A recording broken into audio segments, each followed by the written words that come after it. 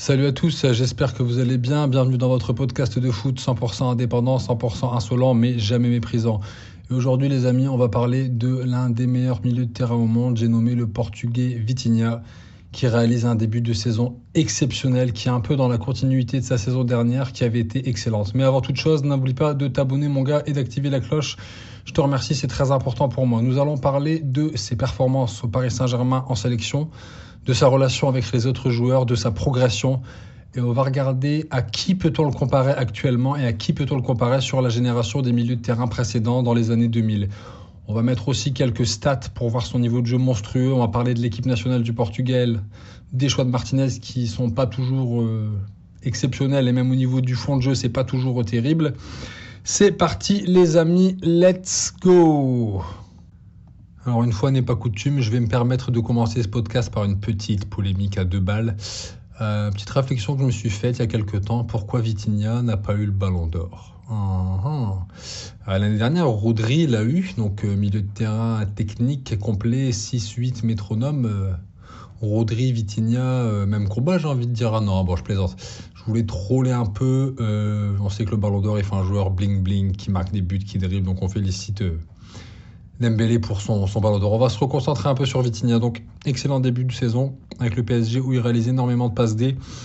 Très très bon en Ligue des Champions, on l'a vu contre Leverkusen, très très bon contre Brest. Vitinha a de la régularité. C'est ce que je disais en introduction. Il poursuit sur sa lancée de la saison dernière. Le mec sort toujours des matchs à 7, 8, 9 sur 10. Il est d'une régularité. Et ça, la régularité, les amis, c'est une des caractéristiques des grands joueurs, des joueurs de haut niveau. C'est qu'ils arrivent à maintenir leur performance sur des longues périodes de temps. Ce qui me fascine aussi avec Vitinha, là où il a progressé, c'est où il arrive à trouver des angles de passe incroyables. Il fait le jeu. Si vous regardez la finale de la Ligue des Champions, le premier but, l'angle de passe qu'il trouve, c'est une passe assez rare, ça, dans la surface. Donc c'est un joueur qui a encore progressé. Pour moi, c'est un des premiers noms que Luis Enrique met sur la feuille de match. Il a progressé dans l'abattage physique. Il a progressé dans les duels. C'est un joueur qui va au charbon, qui met le pied, qui va au duel aérien, qui n'a pas peur, qui gratte des ballons. Il a progressé sur le placement. Il est souvent axial, mais il n'hésite pas, parfois à aller un peu côté gauche pour relancer, pour aller chercher Nuno Mendes, pour aller chercher Désiré Doué, pour colmater une brèche quand quelqu'un a monté, pour dicter le tempo en tant que regista. Ça, c'est vraiment le signe d'un joueur d'une très grande intelligence. Il sent le jeu. Et je pense que ça, il l'avait déjà jeune. Je pense que c'est quelque chose d'inné. Non, ne le comparez pas à Verratti, s'il vous plaît. J'ai vu sur des forums, sur les réseaux sociaux. Oui, Verratti faisait un peu ça. Il avait cette capacité technique de passe, de vista, sortir du pressing, oui. Mais Vitinha, on est sur une catégorie de joueurs au-dessus. Là, je suis objectif. Je ne suis pas supporter du PSG. Dites-moi ce que vous en pensez dans les commentaires, les supporters du PSG. Mais ça, c'est pour les petites guéguerres. Vitinha, c'est un cran au-dessus. Je vais mettre ces statistiques du match contre Leverkusen. Encore une fois, la data va m'aider à confirmer mon ressenti. 99% de passes réussies. On est sur du niveau cross, là. Regardez, il a progressé dans le placement. 15 passes qui cassent les lignes. 100% de duels gagnés. C'est ça que j'aime bien avec ces petits milieux portugais modernes. C'est un peu comme João Neves. C'est pas des gros gabarits. Il y a des joueurs qui doivent faire 1,72, 1,75, 1,77. Mais sur le duel aérien, ils y vont quand il faut mettre le pied. Ils y vont s'il y a un joueur d'1m85 en face d'eux. Pas de problème, ils y vont. Donc ça, c'est une très bonne chose. Parce que ça te permet d'avoir un milieu de terrain où les trois sont complets avec Neves et Fabian Ruiz. D'ailleurs, dites-moi dans les commentaires, selon vous, qui est le plus important des trois ? J'aimerais bien avoir votre avis là-dessus. Donc Vitinha, pour moi, c'est vraiment le prototype du milieu de terrain moderne. Il sait un peu tout faire. Il s'est éliminé par ses contrôles orientés. Souvent, il s'est frappé. Il tire bien les coups de pied arrêtés. Il tente sa chance. Il oriente le jeu. Et il fait un très bon début de saison. N'oublie pas de t'abonner si le podcast te plaît. Je te remercie. Alors, on va regarder un peu ses datas. Beaucoup de passes qui cassent les lignes. Pas de ballon perdu. Beaucoup de passes dans le camp adverse, des passes qui vont vers l'avant. On voit qu'il a joué contre Leverkusen beaucoup côté gauche. On peut voir que sa relation avec les joueurs de côté est très bonne, notamment avec Désiré Doué. Contre Brest, je crois qu'il fait une passe sur Hakimi, donc il arrive parfaitement à trouver les latéraux ou les joueurs de côté. Il a joué un peu plus côté gauche contre Leverkusen, mais bon, c'est pas toujours ça, c'est en fonction du match. Donc il sort un match exceptionnel, un but, une passe D. Très bon jeu long, un peu à la Toni Kroos. Très bonne capacité de jeu long. Alors, je pense que là, il a un niveau... c'est peut-être, oui, c'est ce que j'ai mis dans le titre, peut-être le meilleur milieu de terrain du monde. On va regarder dans la deuxième partie du podcast à qui peut-on le comparer dans les joueurs actuels. Qui peut manger actuellement à la table de Vitinha?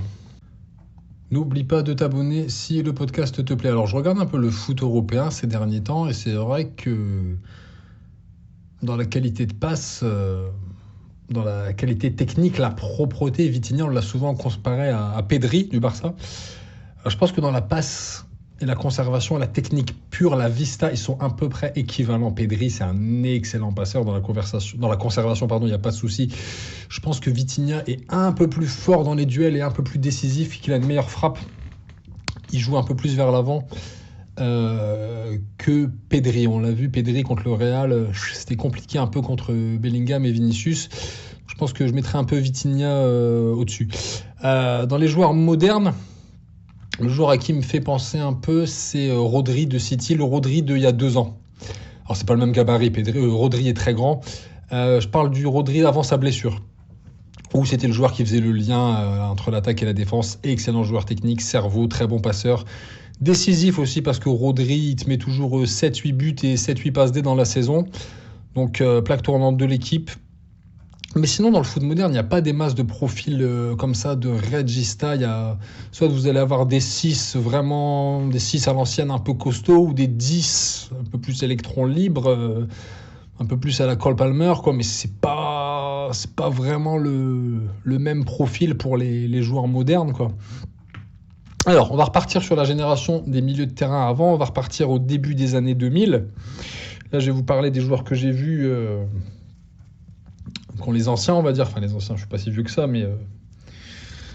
moi, le joueur à qui il me fait penser vraiment Vitinha, j'ai parlé un peu de Kroos pour le jeu long dans la première partie, mais la comparaison qui me semble la plus pertinente, c'est avec Andrea Pirlo. Je vais vous expliquer pourquoi. Alors, Pirlo, moi j'ai 40 balais, donc je l'ai vu jouer... je ne l'ai pas vu jouer en vrai, malheureusement, mais je l'ai vu beaucoup jouer à la grande période du Milan et de l'équipe d'Italie. Donc je vais vous expliquer pourquoi on peut comparer les deux. La qualité de contrôle orienté, l'intelligence de jeu, la vista, la petite seconde où tu vois le jeu à l'avance, où là tu vas faire une passe longue, ça c'est quelque chose que Pirlo fait, la qualité de jeu long, la capacité à mettre des buts. Pirlo il mettait aussi 7, 8, 9, même des fois 9 buts par saison. Son placement, 6, 8, regista, joueur très influent dans le jeu avec une position reculée. Je pense que Vitinha était meilleur dans la percussion et je pense que Pirlo a une meilleure frappe, était meilleur sur coup franc direct. Bon voilà, c'est une comparaison qui me semble pertinente. Encore une fois, c'est pas facile. Quoique Pirlo savait aussi éliminer par ses contrôles orientés. Les petits crochets aussi qu'il faisait. Bon, c'est une comparaison qui me semble pertinente. On va dire que c'est le même profil. On peut les mettre dans le même sac de grands joueurs dans l'intelligence de jeu, la façon de jouer similaire.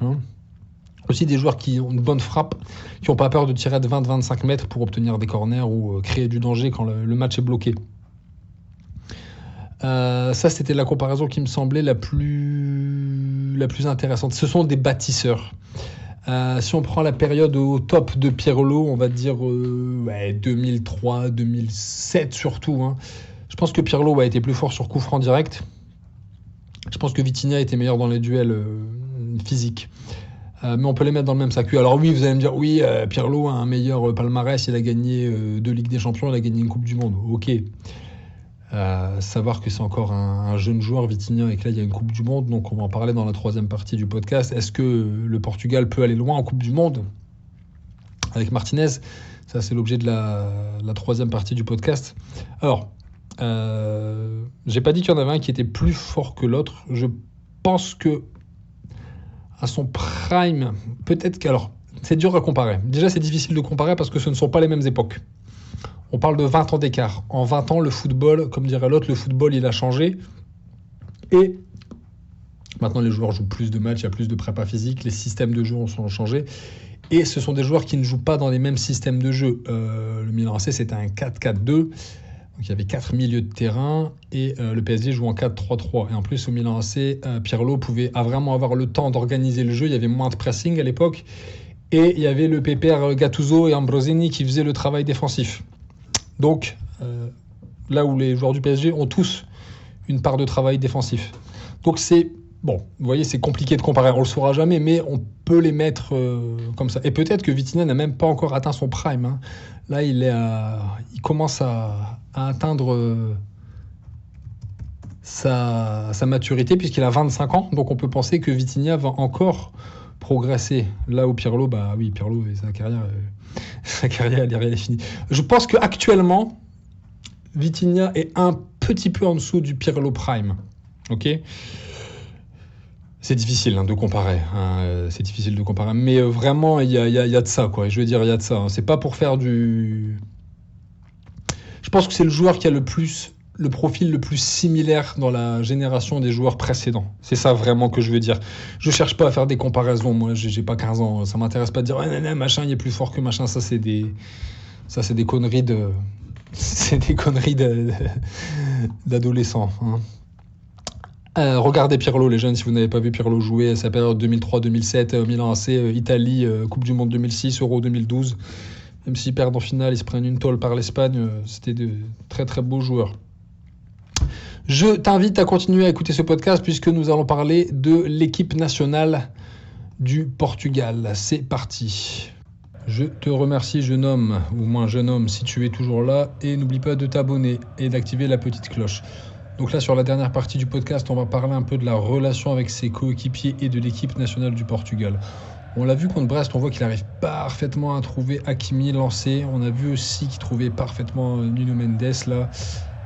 Les joueurs sur les côtés, il les trouve parfaitement. Il a vraiment une relation privilégiée avec les joueurs de côté. Au milieu de terrain aussi, c'est pareil. C'est 3 joueurs intelligents, donc les 3 peuvent tourner un peu dans le triangle, avec João Neves aussi qui est en repos là, mais Fabian Ruiz aussi. Peut-être un petit peu plus irrégulier, Fabian Ruiz, mais bon, c'est un joueur important aussi. On a des systèmes un peu hybrides avec Luis Enrique, donc il sait aussi bien s'exprimer par la frappe que par la passe. Vitinha, on va regarder ses stats, il a mis des buts importants en Ligue des Champions, et ceux qui disaient que Vitinha n'a pas de physique, n'est pas bon en duel, c'est archi faux. Hein. Regardez les duels aériens, c'est pas le plus costaud, mais il y va. Hein. De toute façon, c'est pas compliqué. Vitinha, il est bon en 8, il est bon en 6, même en 10, des fois, quand il monte, il est bon. Donc, un article, là, il y a pas longtemps, Luis Enrique l'encensait, disait à peu près la même chose que moi. En somme, c'est vraiment le joueur qui te permet de garder le rythme, et que ce soit avec Gvara, avec Doué, avec Hakimi, avec Nuno Mendes, avec les 3 du milieu, avec Dembélé, il te trouve n'importe qui, le mec. Même les remplaçants, il les trouve, même Gonzalo Ramos, etc., même les jeunes. Donc voilà, ça, il n'y a pas de souci. On va parler un peu de l'équipe nationale du Portugal qui a gagné la Ligue des Nations en battant l'Espagne au pénalty. Alors, ça reste un effectif quand même exceptionnel, le Portugal. Hein. Le milieu de terrain du Portugal, Bruno Fernandes, Vitinha, João Neves, Bernardo Silva qui est en train de revenir un peu à City. Bon, ils vont se qualifier pour la Coupe du Monde. Là, ils sont premiers, ils sont invaincus de leur groupe de qualif. Il n'y a pas de souci. Le petit bémol qu'on peut avoir, c'est Ronaldo. Ronaldo, la dernière Coupe du Monde, le dernier Euro, ses performances, elles ne sont pas terribles. Hein. Il marque en Ligue des Nations, mais la Ligue des Nations, c'est pas une grande compétition. Il va falloir marquer des buts à l'Euro et en Coupe du Monde, là, parce que c'est bien beau de marquer des buts avec son équipe en Arabie Saoudite, là, mais 900 buts, mais des buts à l'Euro, mais des buts importants en Coupe du Monde. Donc, est-ce que Ronaldo, c'est encore un atout pour la sélection, ou est-ce que c'est un boulet ? Moi, je sais pas, je suis pas sélectionneur. Hein. Sélectionneur, c'est pas pareil qu'entraîneur. Si tu enlèves Ronaldo, tu mets qui d'autre à la place ?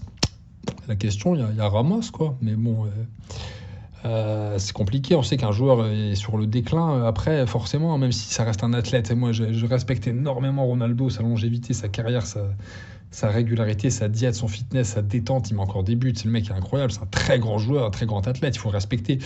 Mais bien évidemment, à 40 ans, 41 ans, tu es sur le déclin, quoi. Est-ce qu'il va pas nous faire le match de trop ? Est-ce qu'il va pas devenir un boulet pour sa sélection ? Bon, il y a beaucoup de gens qui voient le Portugal aller loin maintenant sur la prochaine Coupe du Monde. Oui, ils vont se qualifier, mais c'est beaucoup trop tôt pour le dire. Hein. Bon, Roberto Martinez, des fois, dans les grandes compétitions, c'est pas toujours ça. Son coaching est un peu bizarre. On l'a vu contre la Hongrie. Il fait des changements. La fin de match, c'est compliqué. Hein. On a vu que derrière, c'était pas très serein. Ça me fait penser un peu à l'Italie. Des fois, ils prennent des buts évitables. Ils sont un peu derrière, c'est un peu friable. Donc, je vais pas faire de prédiction. Mais oui, normalement, le Portugal, c'est une équipe qui peut aller loin en Coupe du Monde, quoi. Avec un Vitinha, bien évidemment, en première rampe de lancement, ça peut être incroyable. On voit quand même les Portugais dès qu'il y a une plus grosse équipe, contre la Croatie, ils ont eu du mal. Contre la Hongrie, voilà, des fois, c'est pas toujours le fond, voilà, le fond de jeu aussi de Martinez, c'est pas toujours l'extase. Hein. Tu peux, si t'es supporter du Portugal, tu peux t'attendre à un peu mieux quand t'as des joueurs pareils, quoi. Hein. Voilà. J'espère que ce podcast vous aura plu, les amis, et on se retrouve bientôt pour des nouveaux podcasts de foot. Salut à tous, bye.